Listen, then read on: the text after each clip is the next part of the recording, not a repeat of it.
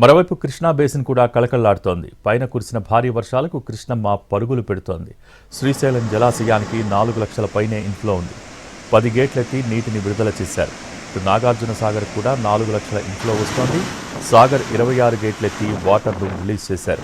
ప్రకాశం బ్యారేజీకి వరద పోటెత్తుతోంది. దాదాపు 5 లక్షల ఇన్ఫ్లో వస్తోంది. చివరన పులిచింతల ప్రాజెక్టుకు వరద ప్రవాహం పెరిగింది. ఇన్ఫ్లో 4 లక్షల క్యూసెక్కుల పైనే ఉంది.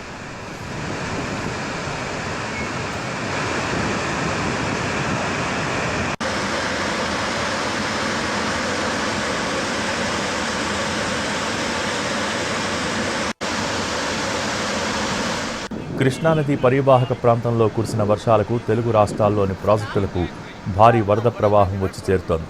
శ్రీశైలం ప్రాజెక్టుకు వరద ప్రవాహం మరింతగా పెరిగింది. ప్రస్తుతం శ్రీశైలం ప్రాజెక్టుకు 4,09,376 క్యూసెక్కుల భారీ ప్రవాహం ఉంది. దీంతో వచ్చిన వరదను వచ్చినట్టు దిగువకు వదులుతున్నారు అధికారులు.